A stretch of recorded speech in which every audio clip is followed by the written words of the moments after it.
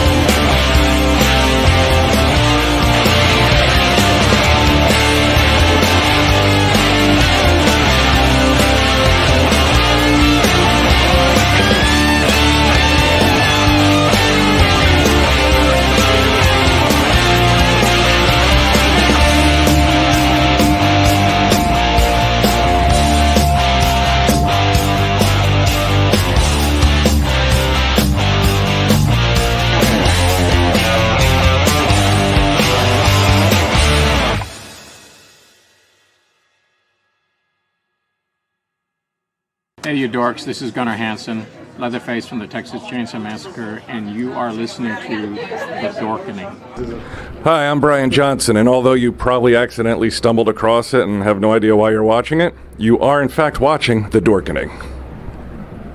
Hello, this is Tom Kenny, voice actor, the voice of the Ice King on Adventure Time, and SpongeBob SquarePants. Ah, meow. Oh, Gary the Snail, too. Hey, guess what you're filling your eye holes and ear holes with? The Dorkening! Oh, I love The Dorkening. Very popular in Ooh. And Bikini Bottom. Hi, I'm Lou Ferrigno. You're watching The Dorkening. And you know what? You don't like me when I get angry, so don't get me angry. You better keep watching The Dorkening. Hey guys, this is Felissa Rose, and you're watching The Dorkening. Hey guys, it's Courtney Palm. We're shooting Death House, and you're watching The Dorkening. This is Anthony Michael Hall, and you're watching The Dorkening. Stay tuned. My friend's going to show you what entertainment's all about, baby. The Dorkening.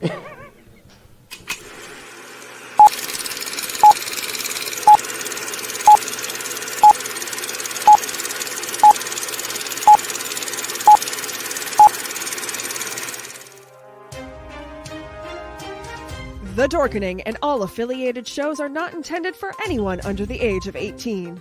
The following may contain discussions or scenes that have adult situations, graphic violence, nudity, strong sexual content, and graphic language.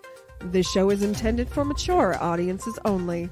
Viewer discretion is advised.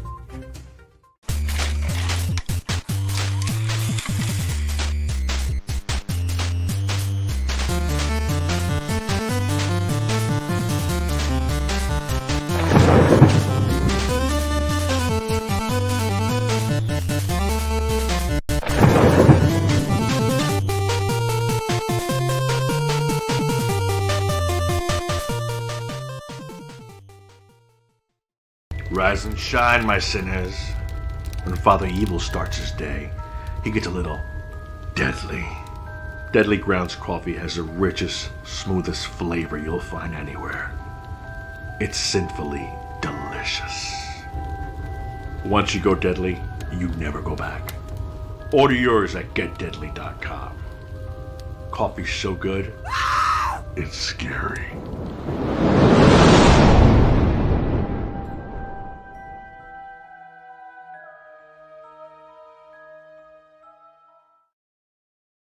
Happy Monday, everybody. We are now live on another awesome episode of Indie Creator Spotlight, powered by the Dorkening Podcast Network. And with us today, we have Patrick. How's it going, my friend?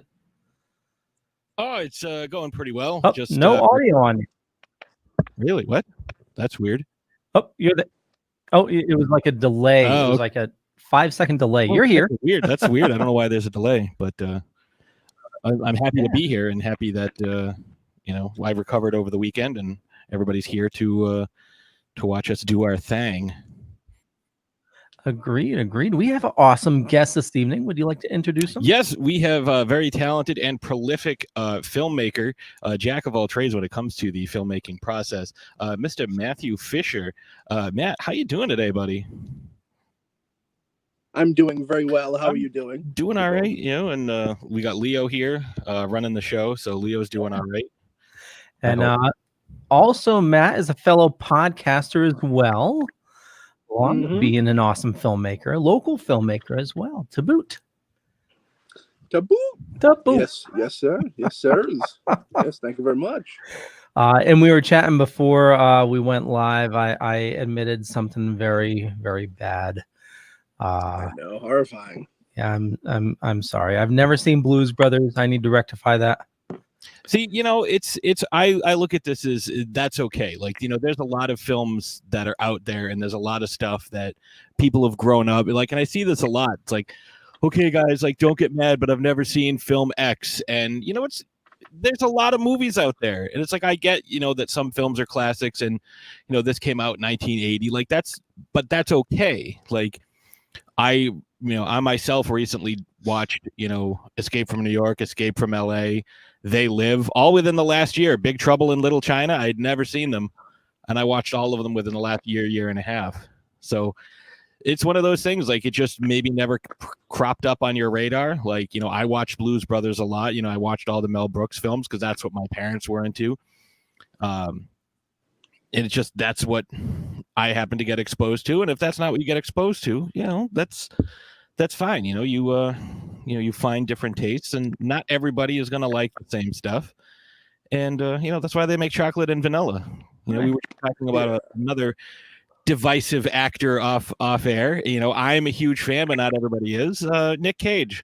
I love Nick Cage. I'll watch anything he's in because he's Nick Cage.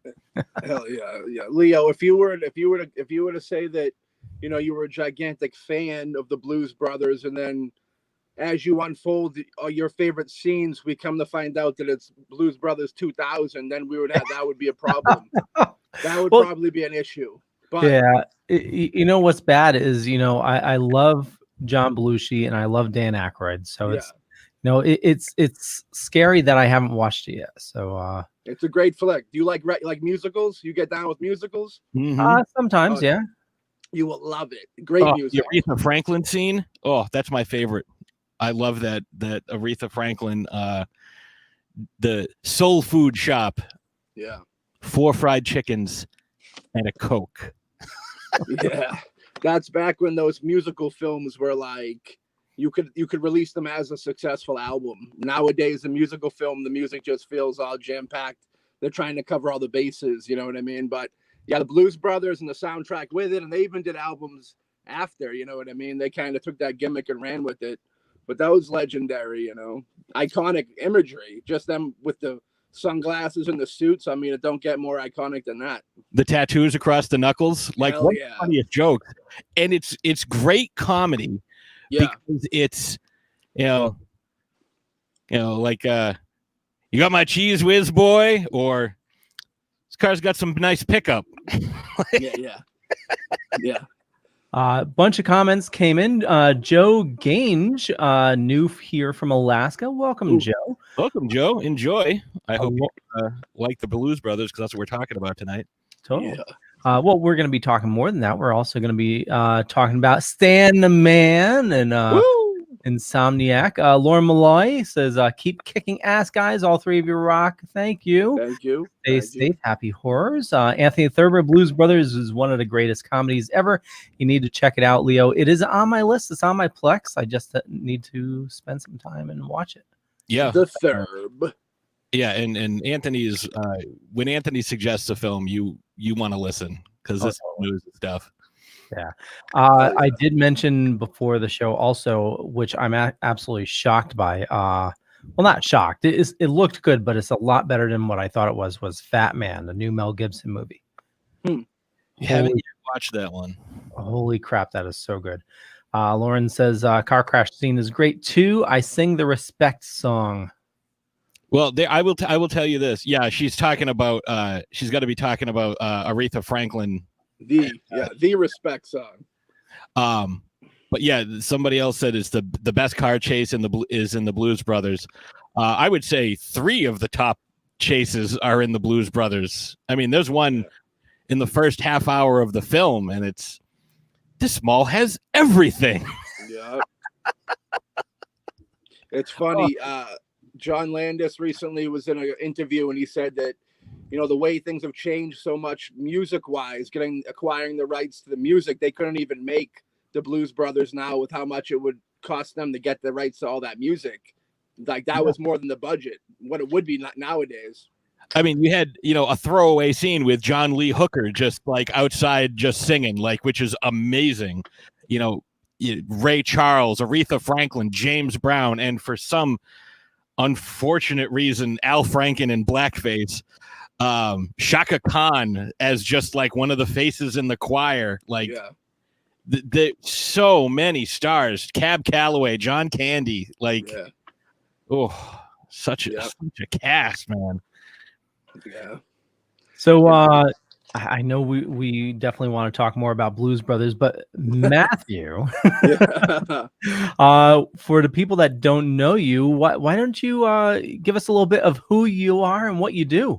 Well, you see who I am. I'm Mathew Fisher from the South Shore of Massachusetts. I've been making independent films for a long time. Boombastic Films is kind of the company that we run that out of. It's myself and Alexander Hawk. You can check that out on like Boombastic Media's YouTube page, or we got Facebook pages and such. But yeah, we've done a little bit of everything, genre wise and such, different budgets of film. And I also do the podcasting thing. You can catch me on the Dorkening network. Ooh. But yeah, I've heard of it. Me in a nutshell. Yeah, I hear the Dorkening is pretty rad. Yeah, they're good people. So you're doing what, 4 shows now? I'm doing too many shows. I'm doing we started with Shock Treatment with Mel and Maddie with Melissa Potter, like a horror themed, all things horror. We got Mostly Ghostly with Ray Booten. We talk about paranormal, spiritual, crypto, all that creepy things that go bump in the night and all that good stuff. We have the BoomBastiCAST with myself and Alex Hawk, where we kind of talk all things, film, indie, big budget films, pop culture-y things. And then we have Behold the Pale podcast, which is everybody's favorite show. And that's more of a conspiracy, like truther thing. I was being very sarcastic when I said everybody's favorite show. Wow. Scary. The truther thing's weird because so many people, so many people give it a bad name. You know what I mean? So when you just like our show's more of like, let's talk about it, ask questions, go from different angles, figure it out. And there's some real wackos out there, as you know. So it's one of those weird deals where that carries a bad name, I think. It's fun, though. I like doing the show. It's good times. There are a lot of fun conspiracy theories out there, though. Like, the HARP installation in Alaska. Like, that's one of my favorites. Yeah. The weather thing, it's interesting. Yeah, the weather machines are interesting. Mm-hmm. Because, like, it's probable to a degree. It would minimize fault in wars and stuff. If instead of dropping a bomb, you could just destroy somebody with a tidal wave. It'd be a lot easier to clean up that PR mess. You know what I mean? And I do feel like people that would have the ability to even get something like that going would probably want to see where that would go and would try and start something like that up. It's all about questioning things. It's like, there's people out there that if you had all the money in the world, wouldn't you want to be able to kind of know what could be done and such? Oh, yeah, absolutely. Well, if you think about it, it's now I used to dive deep into the conspiracy theory stuff, and Good man. you know, and it started with like JFK and all that. Mhm. But yeah, HARP, you know, about seeding the clouds and then using the HARP to heat them up to kind of like direct, you know, hurricanes and stuff like that.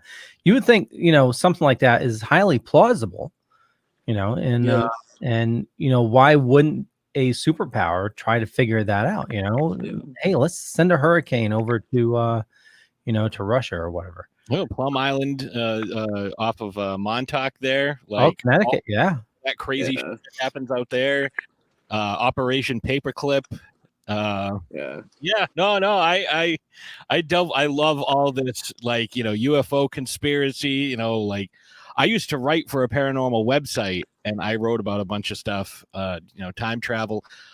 Unfortunately, all my stuff is now on a website, like this insane right-wing conspiracy theory site that's insane. And I had no say in any of my stuff going there. It's like, yeah, I really don't want to be associated with like the message you guys are conveying. So they're like, yeah, well, we bought the website, so it's ours now. It's like, can you take my name off it then? Because I really would prefer. That's it. I mean, you know, even things that start off kind of pure and trying to be a good thing can get corrupted, you know. Yeah, because it was just called paranormalassociation.com, and then now it's the place that has it is, you might have heard of it. It's the Epic Times, and yeah, and I was like, what the hell is this? Why do you have my stuff? I don't know. Yeah, they're crazy. There was a magazine my friend used to like mail away for, and it was all stuff like Bat Boy and stuff like that, all weird. Oh, Weekly World News. Yeah. Ooh, here's the face of Satan in a tortilla. That's National Enquirer stuff right there. That's some deep dive shit. Yeah. That's some grocery That boy store married stuff. Elvis. So with your podcast, and you know, we've seen like the documentaries on Netflix for like the flat earthers, and now we know why Wolfie's so crazy, because the people up in Washington. But what's the craziest thing that you've heard? Geez, the flat earther thing's pretty weird. I can't. We recently talked about reincarnation, which I kind of can't. I find that a little difficult. Ray believes in it, but I find that a little hard to wrap my head around. Coming back as like an animal or something like that. I mean, it's definitely not real, but like I feel I don't know. I feel there's more of a, you're dealing with either like a transcending to like a energy force type deal, or it's all black. You know what I mean? It's one or the other. I don't think you're coming back as a fish. You know what I mean? Unfortunately. Well, not with that attitude. Not with that attitude, I know. You got that right. Well, I just look at it as, you know, energy can neither be created nor destroyed. It simply changes forms, and everything just kind of cycles through. You know, who knows? Like, if you look at all the different, you know, creation myths, they're all pretty much the same. Like every sacred text is very similar. You know, maybe there's, you know, 5 gods or 1 or 6 or 12 or 3, but they all pretty much represent the same thing. I mean, Greek and Roman mythology is essentially the same thing. They just changed the names. Yeah, the way they killed everybody off that didn't agree with them, like, who's to say what was originally the real deal? You know what I mean? Right. You know, what did you actually see? That I'm a big believer in the ancient astronaut theory. Like, I love that shit. Yeah. You know, I'm right there with you. I watch Ancient Aliens. Love that show. Mm-hmm. Yeah. Chariot to the Gods, Eric Von Daniken. Yeah. Yeah. Oh, no, go ahead, Matt. I was gonna say, you ever heard of the invisibility cloak's very interesting too. You ever heard about that? The way they like warp like light to make people invisible. That I haven't heard, but I do have. Oh, what the hell is it? It's like, it's a book. It's like the same. It's like almost like the same like Invisible Invaders or Invisible Visitors or something like that. I have that kicking around somewhere. Yeah, like it's a weird technology that, again, through science, supposedly figured out a way to do it. And you guys remember that lady a couple years ago that like they found in she was in like a hotel water tank.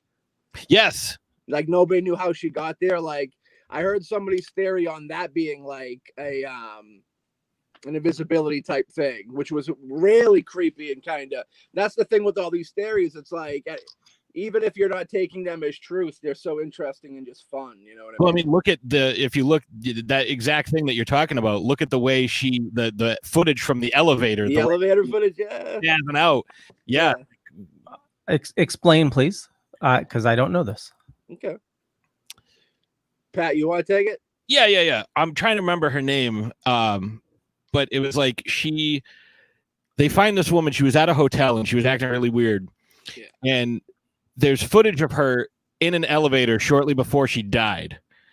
And she's like looking around, like it's like she's being followed by the predator. Like she's that paranoid, trying to figure out like what's going on. You know, something happens. And then she's found in like this water tank on the roof of the hotel. Yeah. And there's no way she could have gotten in there because it was like the door was locked from the outside after she was in there. Like the door to the roof was locked from the outside. Yeah. The water tank was locked from the outside. And but there's nobody saw anything. None of the cameras picked up anything. No one has any clue how they just found her in there because somebody complained like a month later that the water tasted funny. Tasted sweet, yeah. Yeah, and they checked, and it was because she was in there. Yeah. And they have to open the thing up requires like tools and someone who would have been much, much stronger than she was. She was a very petite woman. And I'm blanking on her name, and it's gonna bug me. But yeah, it's nuts like what happened. Like they show her like sprinting down a hallway like something's chasing her. And then they show her in the elevator, and like that's it. You don't see anything else. There's no other footage. And then like a month later, she was found in a water tank. Wow. And it's crazy because like if it was like, then why the water tank? Because like if you had the capability of invisibility, wouldn't you just get rid of the body? Like why would you put it in the water tank? You know what I mean? Drowning is a shitty way to go. That's why. Yeah, I mean. I always assumed she'd be dead before she got there, but it could have been. I mean, I stuff like that. The Dyatlov Pass in Russia, like that's one of my favorites. It's like, what the hell happened with that? Yeah, it's very interesting. I did write an article about invisibility and like some of the technology and how they could do it. But at the time, the only research I could find was like, yeah, we're able to, it was something like the width of a human hair. Like that's what we've been able to do. It's like, that's what you're saying you're able to do. Right. Like we saw actually over the summer with all the protests, some of the sonic weapons that were being used. Oh, yeah. And those were, a pipe dream 5 years ago. Like, oh, they don't have sonic weapons or microwave weapons or anything like that. And it's like, yeah, they do. Like the thing from Batman, is it Batman Begins? Yeah, the first one. Yep. The microwave emitter. Yeah. Yeah, they say we're like what we know is like 30, 40 years behind like what they know type deal. Well, I mean, look at the internet. The government had that like 20 years prior to it being released. Yeah, and then you look at stuff like, I don't know, just military technology. It's like the technology that we have, like the technological advancement from like the beginning of the 1900s to now, is exponentially faster than it has been in any other time. Yeah. Well, like the Air Force releasing those UFO footage, is that a UFO? Well, obviously unidentified. Well, the Black Knight satellite too. That's been there for 20,000 years. Which one? The Black Knight satellite. What's that? There's it's a weird. It almost looks like from the pictures I've seen, it looks like a weird, almost like a bird beak shaped object in the sky, and it's been there forever. Like there are sightings of it going back to like fucking Galileo. Yeah. Like it's been there forever, and it is not natural, and because it keeps the same orbit, like the orbit has never decayed and it's never changed. And like the only way that's going to happen is if there's intelligent design behind it. Yeah. Yeah, the UFO thing's weird. I mean, you could take alien life, it could be that. You could take, humanity in the future coming back. You know what I mean? It could be really a mix of anything. You know what I mean? There's a lot of different good theories that it could be. We just did an episode on William Cooper, and one of the first things he spilled the beans on was like, he was a Marine and he's seen an aircraft come out of the ocean, go way up, come back at a ridiculous speed, and enter the water again without blowing apart. And he said, I know all the planes we have. We don't have anything that can do that. Mm-hmm. He later in life came out saying that he didn't believe in aliens.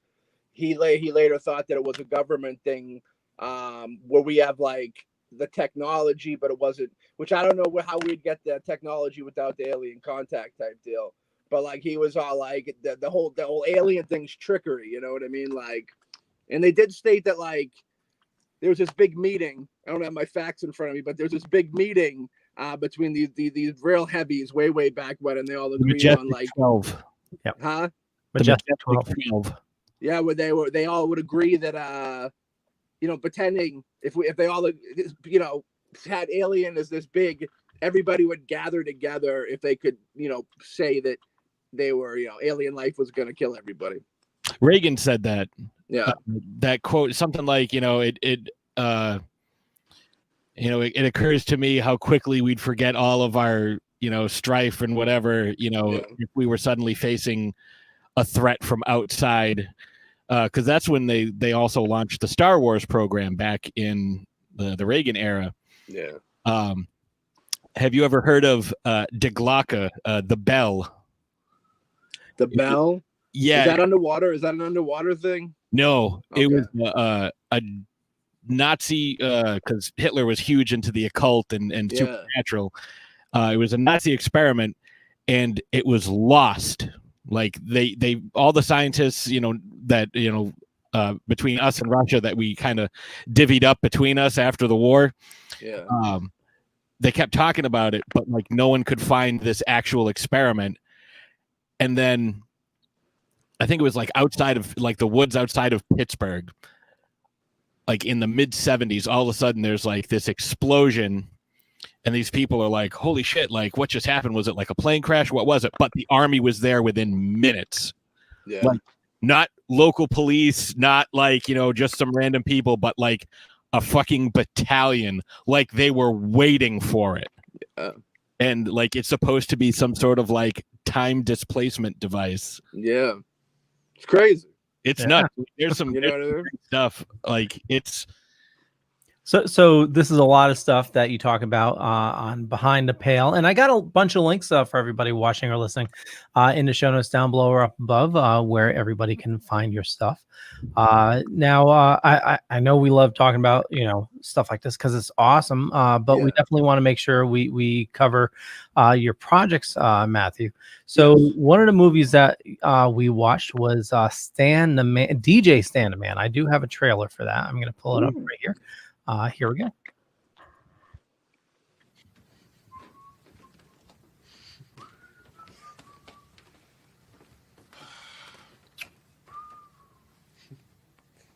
When's the gig start? We go in about 20. Cool. Yo, Stan! My man. DJ Stan the Man's the best DJ ever, period, end of sentence. Once upon a time, that was true. Who's the lucky man taking food out of my mouth? Carlos. Carlos Fun. Carlos Fun? Amateur. This next song goes out to DJ Stan the Man! You're a real asshole. I didn't know that, but thanks for informing me. You suck. You're the worst DJ I've ever seen in my entire life. Excuse me, I have to talk to my colleague. Yeah. Calvin, get that camera out of my face. Calvin Michaels, photographer extraordinaire. Don't you dare start the show without me. You were asking for it. I think you wanted it. No, I didn't want to get punched in the face by DJ Stan the Man. I really hate that guy's guts. Hey, let's say DJ Stan the Man together.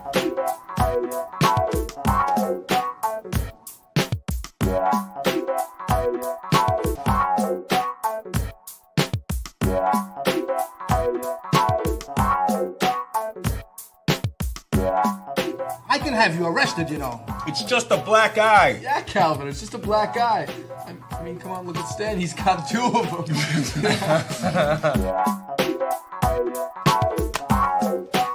Don't you wish you were somewhere else in life and young again?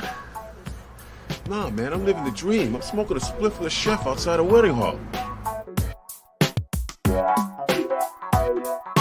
I hate you. You're breaking my heart. Yeah, I got something to say. If I hadn't dished out my last dime paying for this wedding, I'd pay to have them killed.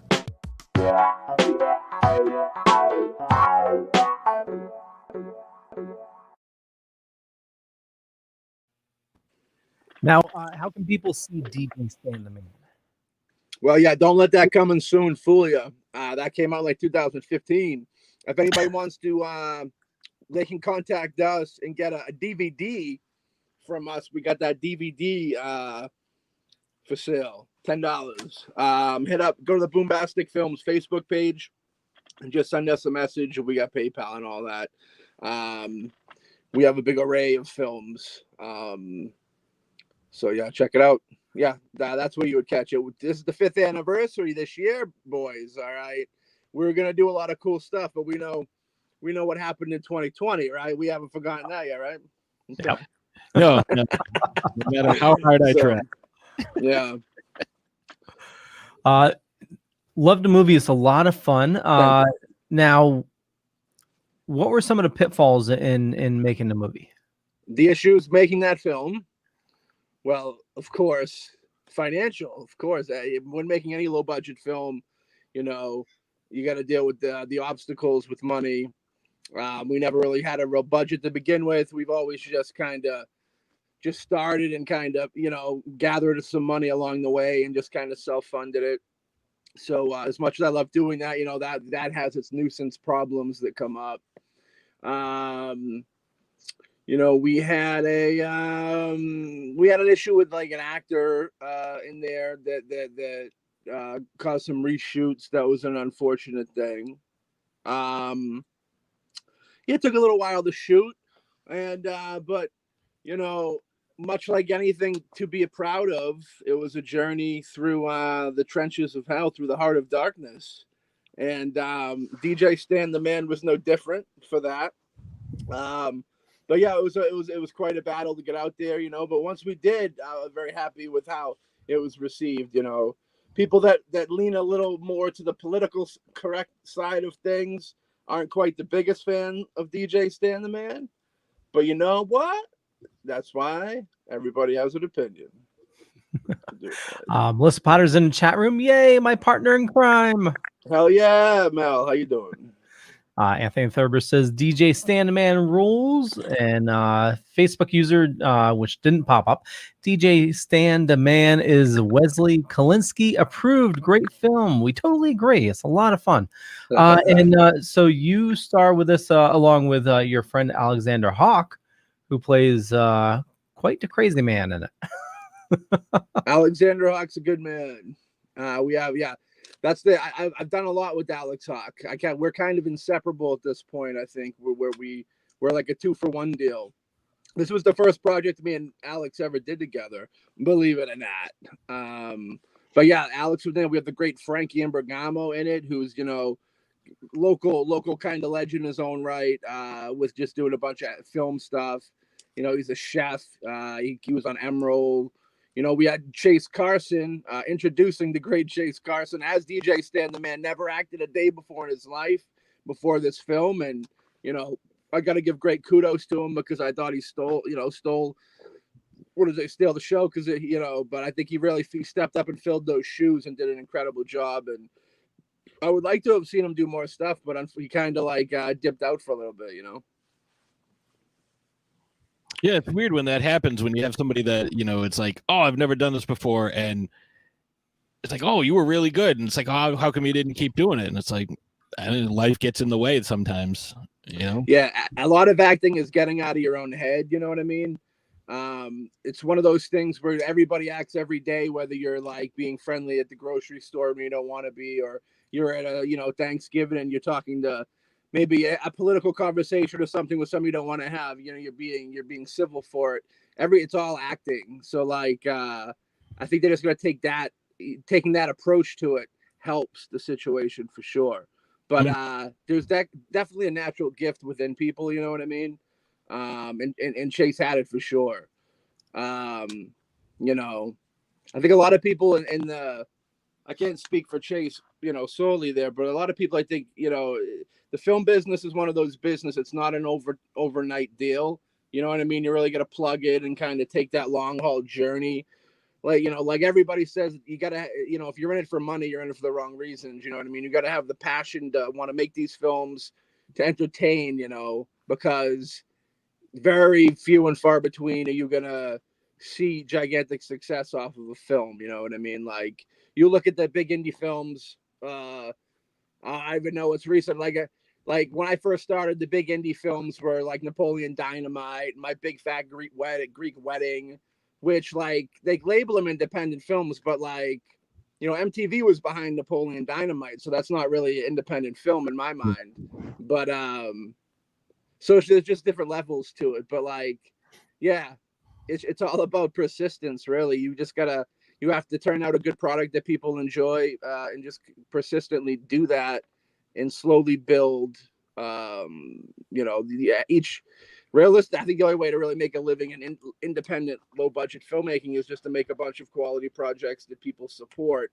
So now, you know, you're off of all those sales you're making, because like I've had films that were distributed and like, you know, a lot of people like to say that there's big money in those distribution things, but there's a lot of smoke and mirrors in that situation, you know, where people like to think that they're cruising in cars off of distribution money, but it's not quite the reality. You know what I mean?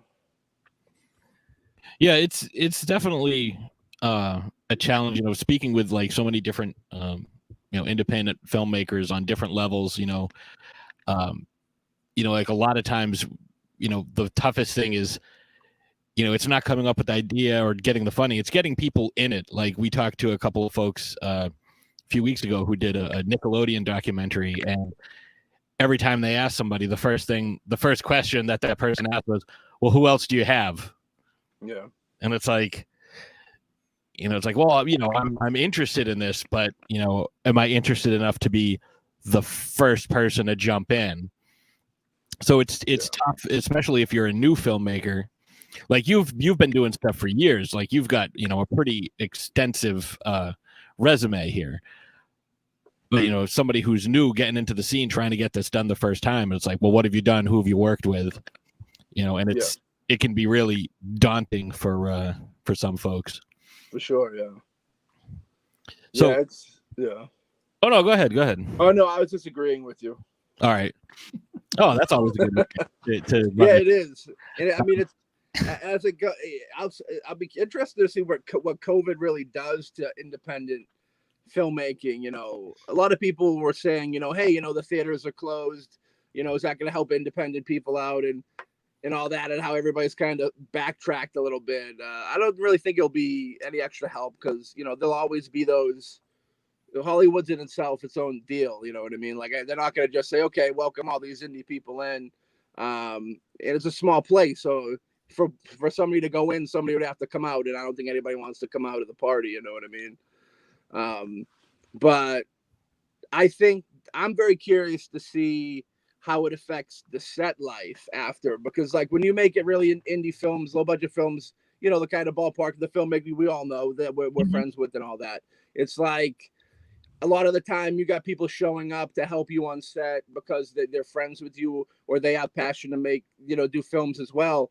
But like the whole thing, if we're going into a future where like with the mask situation, it's like, you know, people that show up and might work, they're working for credits and stuff. And, you know, those people are the real glue that help these movies get made, or those folks that help the filmmakers just out of like the love for them. You know what I mean? Those are the people that help these films get made. But like when we're back on set and people have to wear masks 12 hours a day while hustling around, like, are they really going to want to show up for that 12-hour day? That's the thing that I worry about as far as independent film goes, because like, you know, just getting them there without the mask, you know, it's a lot to ask for people to dedicate their time and energy and really hustle out like that. But now you add the element of the mask and all that and the stipulations. I'm curious where things will end up, along those lines. Yeah, and I was gonna say I've noticed that in the two films that we were checking out for today's show, one which I've seen multiple times because I really enjoy it. Insomniac and DJ Stan have a lot of overlap between the two of them, and I think that because I've noticed that with specific directors, whether it's independent or big budget movies, when you find people that you're comfortable with, you can ask them to do different things and you continue working with them. So I imagine that like you said about Alexander, working with him over and over again. Have you found that when you work with people, there's you work with them differently if you've worked with them before? Are you more open to input from somebody that you've worked with before that knows your style, knows the way you do specific things, as opposed to someone that you have just met? I'm always open for input from anybody, because you never know who just because somebody stepped on set for the first day, their whole life before that could have been studying film, watching film. You know what I mean? So you don't quite know, and everybody's different. You know what I mean? So I always accept input in. In a case like Alexander Hawk, I know him so well that I would give him certain liberties as an actor. You know what I mean? Because I trust him from the experience. You know what I mean? Yeah, it makes sense. You're more comfortable with him, so it's like, all right, if you want to go a little off script, or this is what I thought, but we work well together. So if you want to improv or ad lib a little bit, that makes sense. I mean, once you get comfortable with somebody, and I think that me and Alex are real close friends outside of film as well, and we know what we like and stuff. So I think he has a good idea of if he what I would and wouldn't like. You know what I mean? I'd be, if he pulled out something that I was really taken back by or whatever, I'd be surprised. He's good. He's big on collaboration with the characters, which I'm big with that. You write it as the beginning of this character, and then when you sit down with the actor, you both kind of create that character. And it's a 50-50, you're speaking through somebody else, you know what I mean? But they're throwing their own thing on it. That's part of the fun, the collaboration. Sometimes a burden with things might be a collaborative thing where everybody has to fall in line to get something to work, and sometimes things don't work out. That's unfortunate. But the magic of actual collaboration with like-minded people that are passionate and want to be there and want the best for that project, when that stuff really works out, that's the real magic of what we do. You know what I mean? You mentioned Insomniac. We do have the trailer for that. And if you want to check out Insomniac, Matthew provided us the link where you can watch it right now. Well, not right now. Wait till the show is over. But link is in the show notes down below or up above. But here we go. Insomniac. Mr. Humphreys, it's good to see you. No sleep, I gather? Nothing last night? That's right, nothing. This is eventually gonna kill me.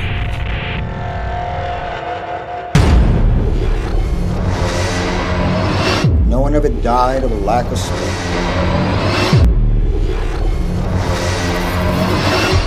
Alright, so if this doesn't work, you do have other things, right?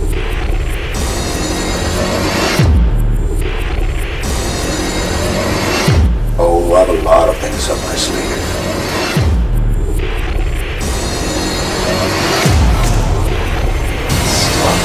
Calling my house!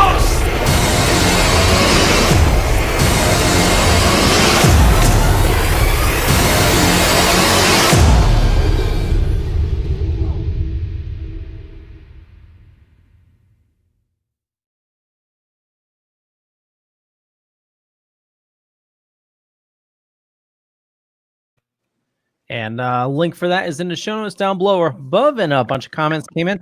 I love my Boombastic family. Insomniac is a dope as film. Insomniac is the bomb. Hi, Matthew. I just tuned in. Shame I didn't know you were today's guest from Chang. And yeah, Insomniac is pretty awesome. Definitely check it out. Don't want to give it away, but yeah, it's the ending's. Yeah, It's mind blowing. Oh yeah, It's a trip. Yeah, I've seen this a couple of times. I think the first time was Dead of Autumn last year, which just makes me sad because that was about a little over a year ago, and now I get sad about missing cons again. Yeah. I will say, watching it again, the guy asking for change. Yeah. That seems like there was a very strong South Park Night of the Living Homeless vibe, the way he was saying it. A little bit, yeah. He was supposed to be just very down. The direction that I gave, the way South Park usually takes real things and flips it into funny, like that's probably. I was going for delusional, like I was like deranged. That's Jeremy Tyke, very. He's been with BoomBastic for years. Great guy. But yeah, it's very well done. I enjoyed that one. I did an article or something, highlighting that film a while ago. I think it was. I'm very thankful. I appreciate. Oh yeah, absolutely. Like it was. I think that was one of my top. We were like one of my top directors to watch out for. Yes. From last year. So I'm a fan of your work. Thank you, sir. And likewise, fan of you as a human, and thank you. Oh, thank you. Yeah, so human first. We try to be humans first there. Yeah, Fantastic. Yeah. I mean, after if you strip away everything, that's really where we are. Yeah. So my question, I know we talked a little bit about some stuff off air, but if you could work with anybody, like you have any cast, obviously you'd keep your regulars, the folks that have gotten you to where you are, but say you get a break and Marvel comes to you and they're like, all right, we want you to direct the J. Jonah Jameson spinoff movie, and pick an actor, like we'll get you anybody you want. Who's it going to be? Wow, that's a weird. Like I'd rather pick more obscure people. Like the thing with I would never accept a Marvel film because my whole take on that is, first of all, I won't fake the funk. I'm not a gigantic comic book fan. I appreciate it and respect it, but I don't know enough about a certain book to go deep into the origins and stuff. I'm just using that, like a big studio comes to you. That's the first thing that came. Wow. It's dangerous. I'll just say this real quick. It's dangerous because those big studio movies, like they sound great, but like if they give you like $200 million to make a movie and you only make 50 million, you're never working again, unless you know somebody, of course. But what was your question? Who would you want to work with? Like who would I want to work with? Yeah, handpick your cast, your crew. Handpick them. You give me a genre of film. You got to help me out. Okay, you're making a horror comedy. A horror comedy, and I can have anybody. Yep. Any tease on what the character would be or anything so I can cast them? No, I mean, like this could be, it's all right. It's Dracula gets his house repossessed because there's centuries of unpaid taxes, and so you kind of think of the opening. I already think of Johnny Depp. He's already living that life right now. So I'd have to say JD. We'll get Johnny Depp on that project, and the tax collector will be Paul Giamatti. Coming to get him. Nice. That'd be fun. And Alex Hawk would, of course, be in there with Ray Boone. I love Paul Giamatti. Like that dude, like he's Oscar caliber, but he'll do like Buick commercials. Like That's passion for the craft.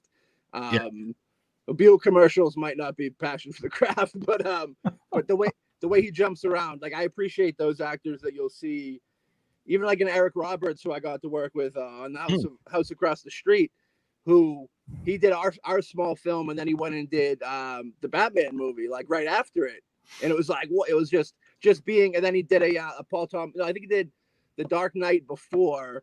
He did House Across the Street, and then he did an Incoherent Vice with Paul Thomas Anderson. And it was just like kind of mind blowing to be kind of tapped into that world for that little bit like that. You know what I mean? Yeah. But like he's a dude that jumps around, and big respect to Eric Roberts. He's the man. Yeah, he's I'll put another him in the movie too. Yeah. He's another guy like Nick Cage that, you know, people kind of like laugh at him like, oh, look at this. Oh, it's got a script. Eric Roberts will be in it. But it's like, yeah, that dude was in Batman. That dude was in what's the one? The Expendables. Like, you know, that he gets work consistently. Like, he's good. So yeah, I wouldn't shit on anybody for, you know, like they're taking these roles because it's like, this is what I want to do. I don't need the money. I'm doing it because I think this is going to be a fun project to work on. So let's do it. It's like that saying, I forget who said it, but he's like, yeah, I'm a sellout. I sell out every night. Yeah. Yeah. Who did say that? I don't remember. Yeah. So Insomniac, you also had a familiar voice on the phone. Yeah, Mr. James Balsamo, was that right? Yep, the great James Balsamo was in the building on that one. Yeah. My Nano was the other voice, which was fun. I always try to incorporate family when I can. She's been a part of my film since the beginning, so that's always a fun tie. But yeah, Jimmy Balsamo is the man. Met him at, you know, Rock and Shock, of course, rest in peace. He was in the Groundhog film.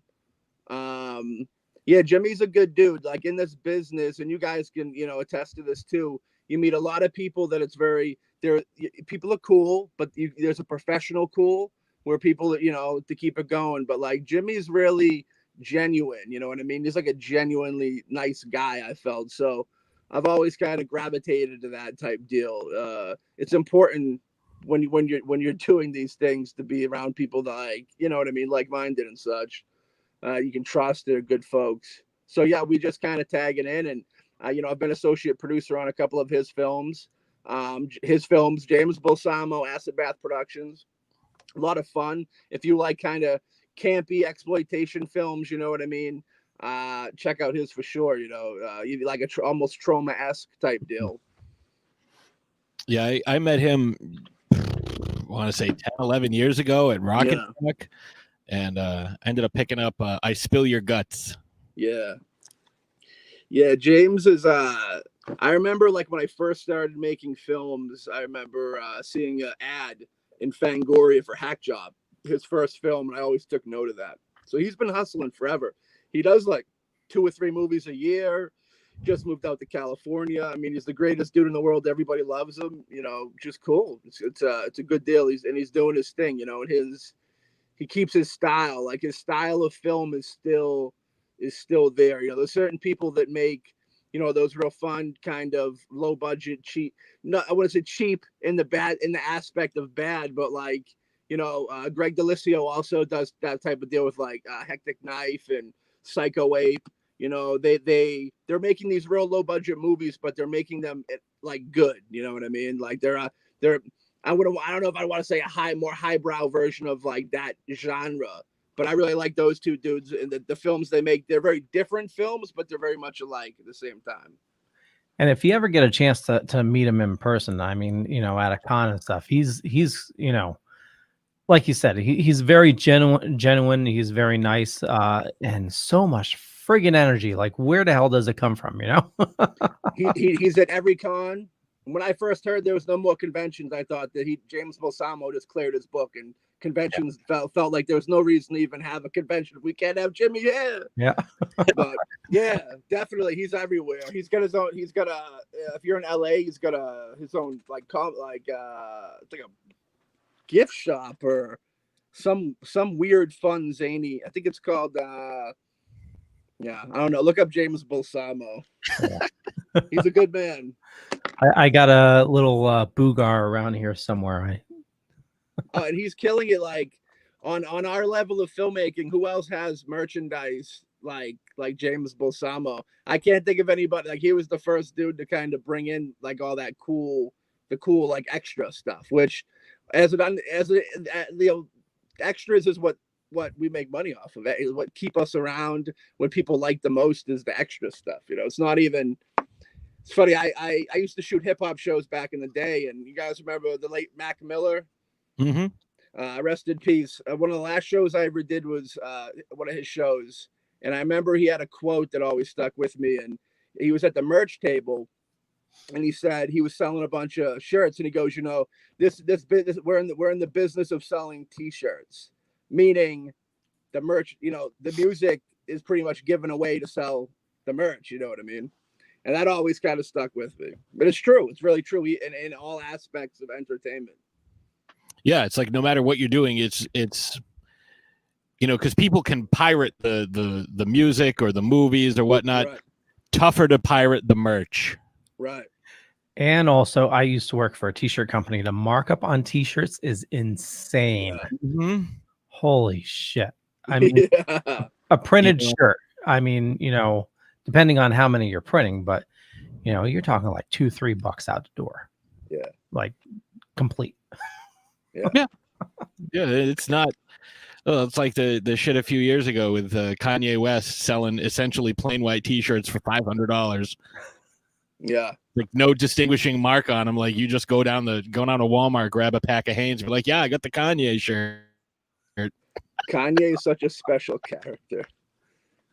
I wonder what history will think about him and when we're all old, how they'll look back on him. Oh, former Senator Kanye West. I know it ain't over yet. No. I was gonna say it ain't over yet. The big stuff's yet to come. I remember he rapped Kid Rock on the floor of the Senate. Yeah, Kid Rock. They'll be battling off. Yeah, they'll be battling off one day. It'll be interesting. We'll see. Yeah, next couple months are definitely going to be interesting as well. So I not to divert into anything political because we definitely don't want to talk about that. Right. So you've been making films for a while, and so what's some advice you would give somebody just starting out? All right. If you're just if you're wanting to make films, I'll do it in two parts. If you're wanting to make films and haven't done it yet, just get out there and do it. Technology is at a place now where anybody can do anything. Get a group of your family and friends together, just make a short film, then cut it up, do the music, all that, show it to an audience, and through that process you'll get the whole vibe of what it takes to make it. And at that point you might realize that you like watching movies more than making them, and there's nothing wrong with that, because we need the culture needs fans and supporters and an audience to continue to go. So if you find out that's not your deal, there's nothing wrong with that. Now, if you have made the film and this is what you're trying to do, I just say try and get it in front of as many people as you want. Don't be burdened by the fact that you might not make money by letting people see it for free. I think it's more important to get the film seen. That will catapult you to the next era, like next level of what you're trying to do. If the magic is there, so to speak, and if it's not there, it's trial and error. Just keep trying. You got one life to live, and if you are passionate about it, you won't be upset that if you spend your entire life making movies that don't have success, you at least have those films. You know what I mean? So that look at it like that. Nice. I think it's good advice, like you're saying, like if you're doing something to, with the sole purpose of making money, you might not be in the right business when it comes to, creativity. And I think it's absolutely right. Like, people think it's like this super glamorous thing, it's like, oh, you work in movies. Oh, it's so amazing. It's like, I help somebody, I've been on one set thus far, and that's only because the whole COVID thing happened this year. There was supposed to be more stuff happening, but I digress. And some of that included me carrying 8 sandbags, like an eighth of a mile up a hill while it was snowing. Like, I know I sound like, my grandparents going to school. But it's like, carry this equipment, an eighth of a mile to this thing. Yeah. And like, that's what you do. And it's like, you've got 80 pounds of sandbags and you're like, oh, I've made it. There's a lot of that. Like, you start there and it's like, oh, what do you need me to do? Like, should I get in the makeup chair? It's like, oh, we don't have a makeup chair, but you can sweep up these leaves. You can do that. It's like, oh, I guess. Okay. Because there's so much stuff that you don't take into consideration. Like, all right, we have this black curtain. All right, what do you want me to do with the black curtain? Like, I'm going to put it on like a cloak, right? Like, you want me to be an extra? No, take this portable steamer and get all the wrinkles out of it. Yeah. Oh, Black okay. out the windows. Yeah. It's like there's a lot of stuff that goes on behind. It's all very important stuff, though. Like I said before, all the people that show up and dedicate their time, like what you just said you did, lugging up all the the sandbags, it's not glamorous work, but it is work that needs to be done to get the film done. And I say thank you as a filmmaker. Like we all appreciate the people that come in and help like that.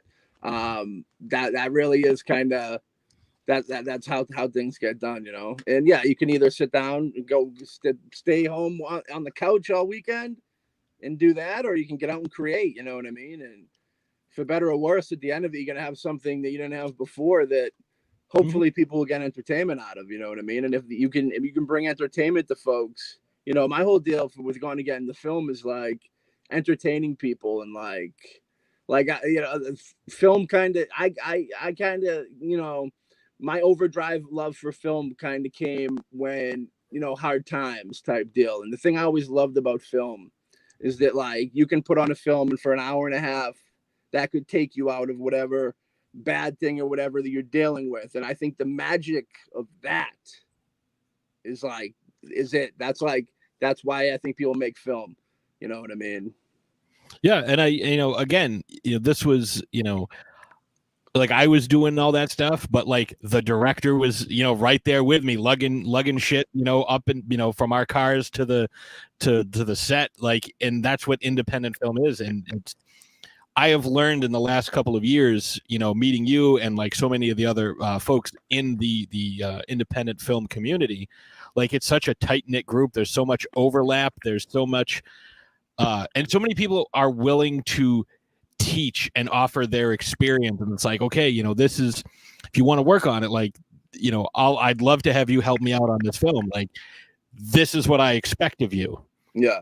You're not just going to be sitting there and like, it's not going to be like this amazing, fun experience. Like it's going to be cold out. It might be raining, like, but this is what we're going to be doing. This is what you are going to be doing. Like, I was fortunate enough to, be able to like, hey, like, come look behind the camera. Like, this is how I'm doing this. And like, to teach me a little bit. And I was able to learn a little bit about the sound process. And, I got to operate the little clapper board, like, it's like, oh, this is exciting. And they're like, well, don't just slam it shut because like I have the sound turned up a lot and that'll blow out my eardrums. Like, it's easy. Like that's shit that you wouldn't think about. You just like every time you see it in a movie, it's like, all right, action, clack. Yeah. It's like, no, nice and easy. And yeah, I was glad to hear the director was in there helping with you. In the same breath of telling people that it's good to support. Definitely research. You should research who you're supporting. Because you don't go blind into anything you're dedicating your time into. Research these people, make sure that they're going to finish the project. That the things they make are something that you're down with. You know what I mean? Make sure they get like you say with that dude helping you. I've been on sets where people have been running around and I've seen the director laying like in a front yard. You know what I mean? Carry me around in a rickshaw. Yeah, you got to be able to, it's one of those deals. It always blows my mind when they're not, a certain filmmaker or whatever producers wouldn't be willing to get their hands in there. It's kind of like when you're doing these low budget films, everybody has to go beyond, you know what I mean? So yeah, I'd just say, definitely, because all you do, with time so valuable, rush out and do creative things and work with creative, like-minded people, but definitely look into who it is.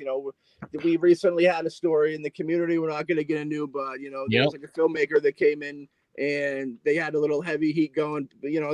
We have mutual friends that were praising them up to be great, and then they turned into Michael Jackson type people, I heard. But you gotta be careful with who you put your faith in. You know what I mean? Do the research.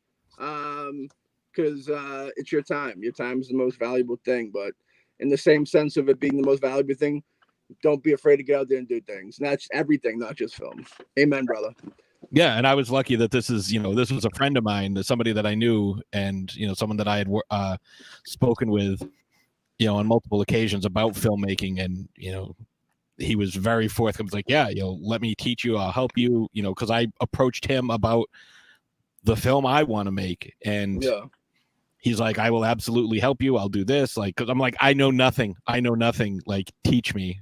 Like, let me know what I can do. And then we've, just furthered our friendship through that. And I think that's, again, like, there's so many people in our community that are like that, like the Dead of Autumn Horror Festival. Like, how great was that to, just kind of network and show off all these different films and the different trailers that folks made. And, a lot of connections were made that night.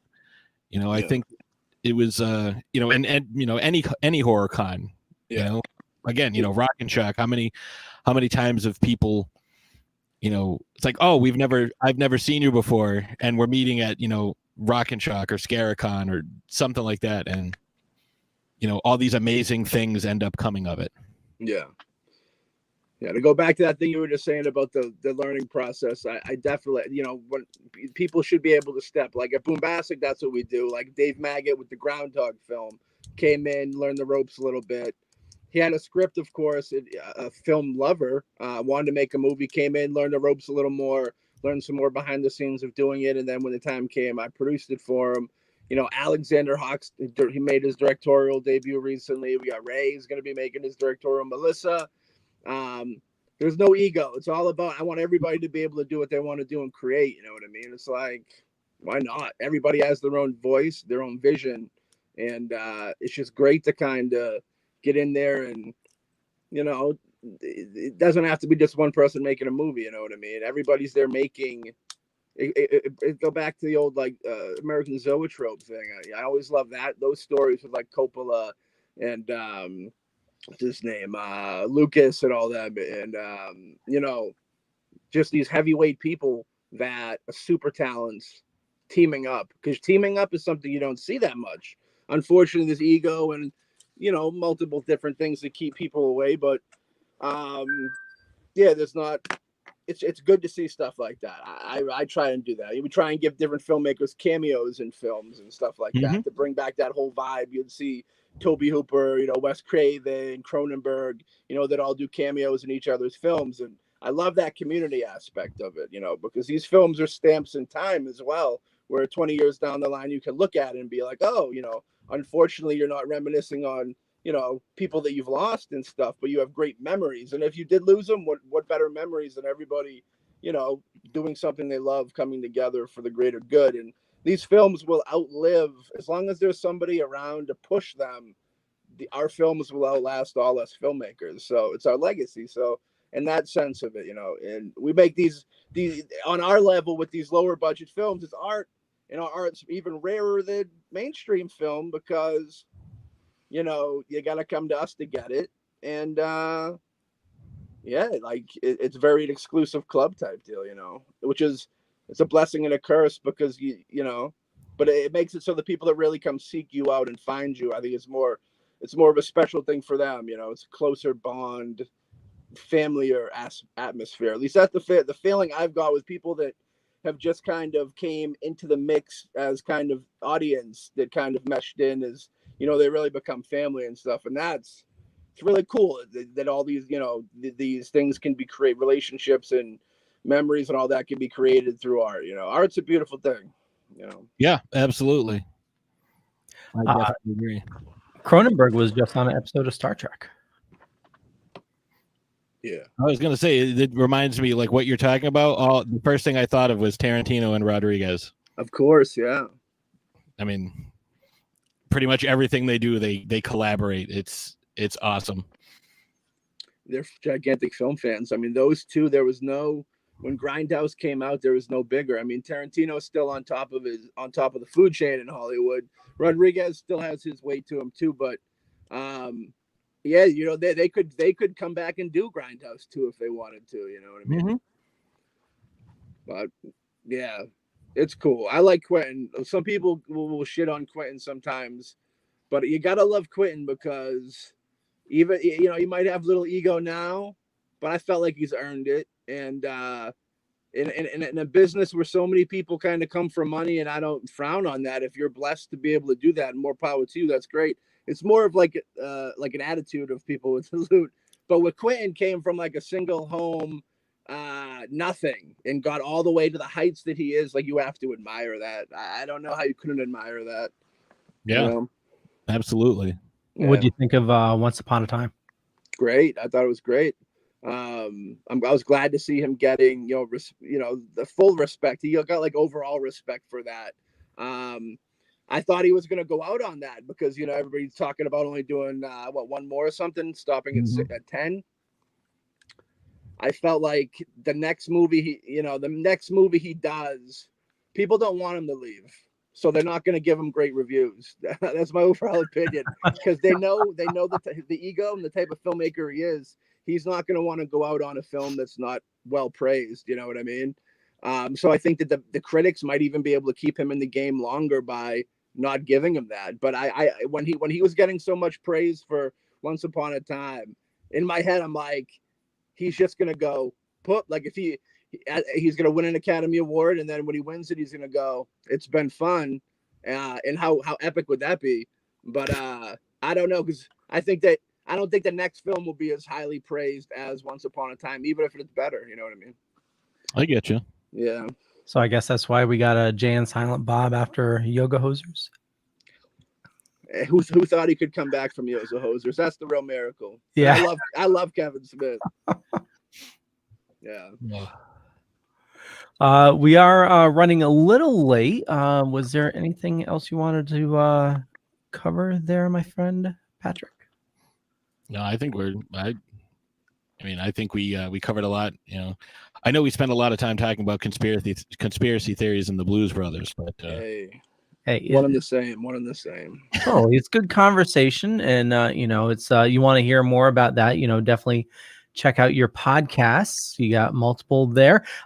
Behold a Pale podcast, mostly ghostly, shock treatment, and the other one's BoomBastic. The BoomBastiCAST. BoomBastiCAST. You don't have that on a network. That one, we do that monthly. Yeah. There's so many shows, Leo. You know the deal.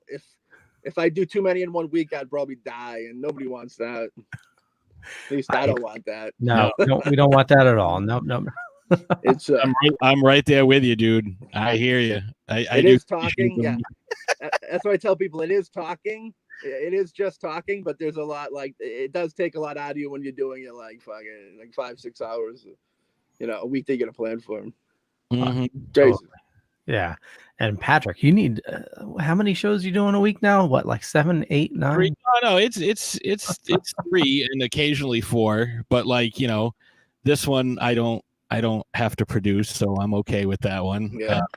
Because I've got Throwdown Thursday, I've got Shark Bites, which is intermittent, although there's some stuff coming up with Shark Bites, and then the Loudest Sports Show, and that's gonna be a good one this week. Nice. Hell yeah. I'm excited. So Matthew. Yes, sir. Where do you like fans interacting with you? Ooh, fans. I like the sound of that.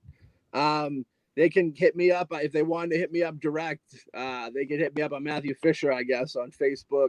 But we got the BoomBastic Films Facebook page. We have BoomBastic Media Facebook page for all film-related things, and the media is all like the podcast and show stuff. On YouTube, we have a BoomBastic Media YouTube page, which is a miscellaneous mix of everything that we do. And that's kind of where you'd see us and follow up with the films. We're hoping that we can gear up for my next feature-length film. Hopefully things will cool over, but we're going to continue doing podcast stuff. And right now, I think we're trying to plan to do another. We just did a Halloween.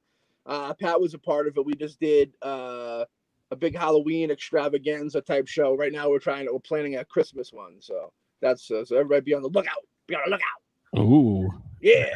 Cool. Oh yeah. Patrick.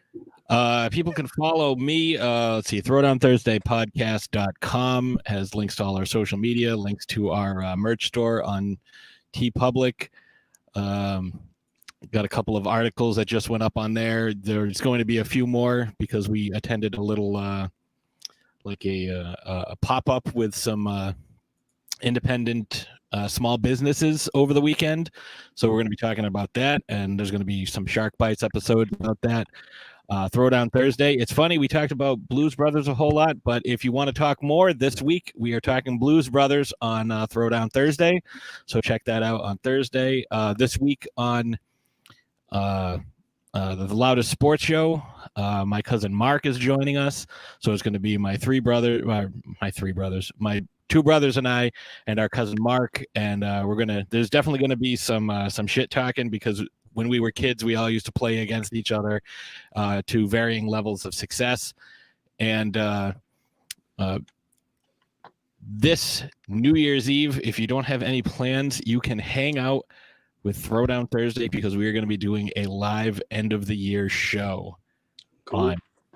on New Year's Eve. We're going to be drinking wine, eating sushi, and talking about some of our favorite characters, favorite films of the year, and hopefully interacting with you all. So that's a bomb that just dropped, because we just decided that the other day.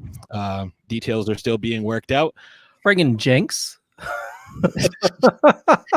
No, we'll be fine. We'll be fine. But yeah, that's good. That's what we're going to be doing. But yeah, you can follow any of those shows on the Facebook groups, and yeah, check us out there. Well, I know the Token Dead guys they were asking me last week if we should do a New Year's show. So maybe we can collaborate. Ooh. Yeah. So maybe try to get like everybody involved, and we can push to different Facebook pages. So it's true. Yeah. So yeah, we can spread the love.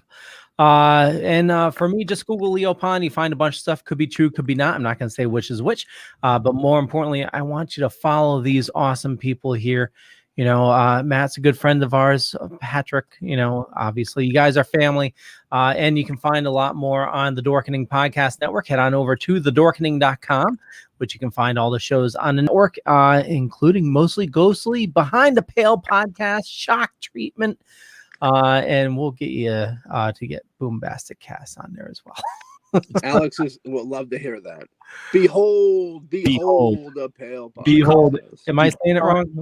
I think you said bewilder or something. I don't know. No, you said behind. Behind, yeah. Behind. Oh, you're thinking. See, you know what?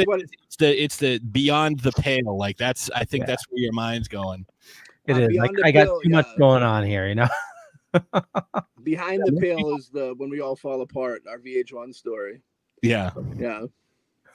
All right. Hey, thanks for having me. I love and appreciate coming on the show. Oh, totally. We love having you. You're definitely part of the family. So thank you. With that, we'll catch you guys later. All right. Bye. Peace.